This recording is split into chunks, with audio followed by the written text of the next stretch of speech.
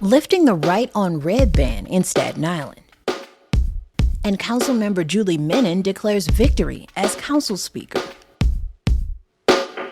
From WNYC, this is NYC Now. I'm Janae Pierre. A New York State government committee is recommending that all 3 proposed casino projects for New York City receive gaming licenses. The Gaming Facility Location Board made the announcement Monday morning. It says all 3 proposals, Bally's Bronx, Hard Rock Metropolitan Park, and Resorts World New York City, have demonstrated the ability to generate substantial economic activity and jobs. The announcement at the CUNY Graduate Center immediately brought cries of shame on you from a group of half a dozen demonstrators. The State Gaming Commission will have the ultimate say in the matter. It's scheduled to award licenses to any or all of the finalists by the end of the year. A new report from the city's health department finds progress in combating HIV/AIDS is slowing. Last year, New York City recorded an increase of more than 5% in the number of people newly diagnosed with HIV compared to 2023. HIV is the virus that causes AIDS. The estimated number of HIV infections also rose 17% year over year. Officials say 2024 is the 4th consecutive year where new diagnoses have increased or remained stable. The report finds persistent racial inequities in HIV diagnoses, which are concentrated among Black and Latino New Yorkers and New Yorkers who live in lower-income areas.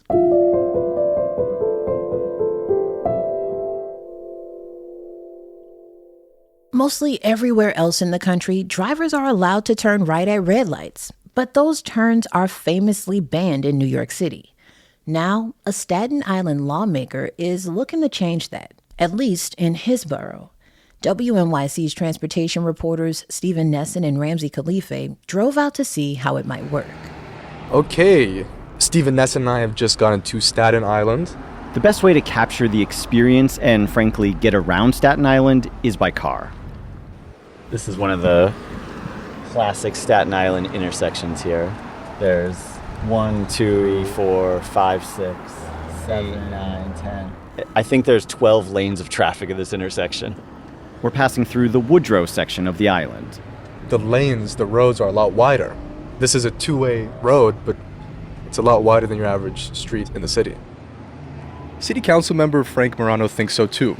He's introduced a bill that would have the Transportation Department study where in Staten Island it would be safe to allow drivers to turn right on red. There are currently about 300 intersections in the city where you can do that, and nearly half of them are in Staten Island. We told Morano we wanted to go to Staten Island to check out some intersections and talk to drivers. He suggested we go to Highland Boulevard and Huguenot Avenue, an intersection ripe for a right on red sign. Is this it? Yeah, that's it. Let's do it. But frankly, drivers seem mixed about it. That's a good idea. Yeah, can you tell me why? Do you think you're waiting too much? Stay in New Jersey, That's driver Vito Gallo. you can always turn on red, so we should do the same. Be more effective, more efficient, you think? Yes, 100%.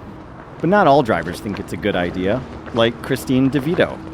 Because the high school's right there, and there's always kids crossing the street here. Better safe than sorry. So you disagree with it? Yeah, as much as I would love to be able to turn right on red, it's more important for the kids to be safe. Morano says he wants to be precise about where to lift a right on red ban in the borough, noting it could reduce idling and road rage. Staten Island is much more like the rest of from a driver's perspective, much more like the rest of the state and places like New Jersey than the rest of the city. So I've always felt that we should have the ability to make right turns at intersections where there's a red light, as the rest of the state does. He's hoping the council will take this up before the end of the year. That's WNYC's Stephen Nesson and Ramsey Khalife. An Upper East Side council member claims to have enough support to be the next council speaker. More on that after the break.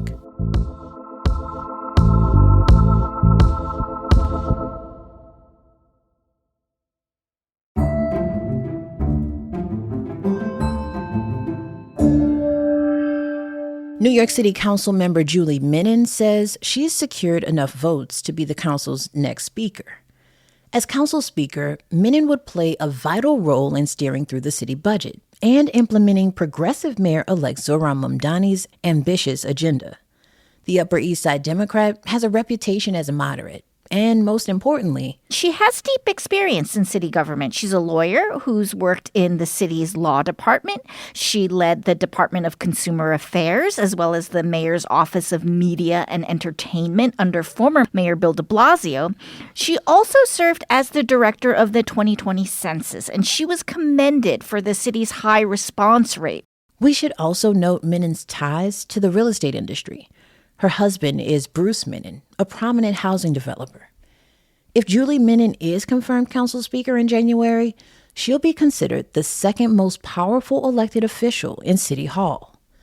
Liz says the speaker controls what legislation gets voted on and negotiates the roughly $116 billion budget with the mayor's office. Speakers are considered a check on the mayor, and they can use the powers of the council to hold the mayor and his agencies accountable. As speaker, Menin also hopes to use the council's subpoena powers. In an interview on New York One, Menin says she wants to go after corporations that are breaking city laws. I'm thinking in particular about some of the fast food worker bills. I served as commissioner when we morphed the Department of Consumer Protection to Consumer and Worker Protection to really build out that portfolio. But if our laws aren't being followed, then shame on us. We need to be more aggressive about it. Liz calls this a very pro-union argument, which tracks considering how unions play an instrumental role in the speaker's race. Unions have a lot of sway in this because they provide council members with the volunteers and the money they need to run for re-election. So that's why council members really take their cue from the unions. Liz says Menin secured the support of the Hotel and Gaming Trades Council last year.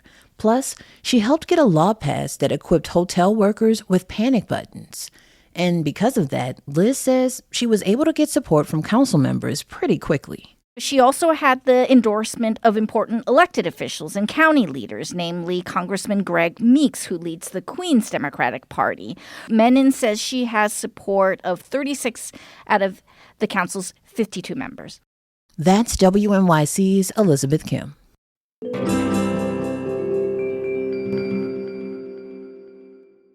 Now to New Jersey. Believe it or not, Tuesday is Election Day again, at least in the Garden State's second largest city. Jersey City voters will choose between Councilmember James Solomon and former Governor Jim McGreevey. The two were the top contenders in last month's general election. They now face a runoff to decide the winner. Housing affordability has dominated the race. Solomon says he wants to build thousands of new apartments priced at $1,000 per month. McGreevey has called the idea, quote, fantasy thinking, and he says it would overburden taxpayers. Polls open at 6 Tuesday morning and close at 8 at night.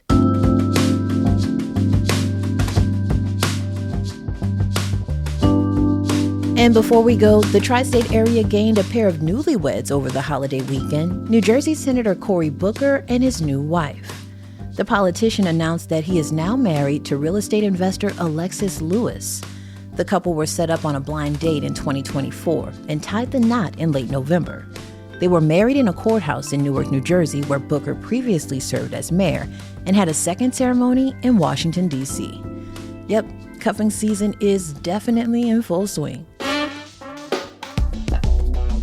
Speaking of chilly, a coastal storm is expected to bring snow and rain to the tri-state area Tuesday morning, though the worst of the wintry weather will stay out of New York City.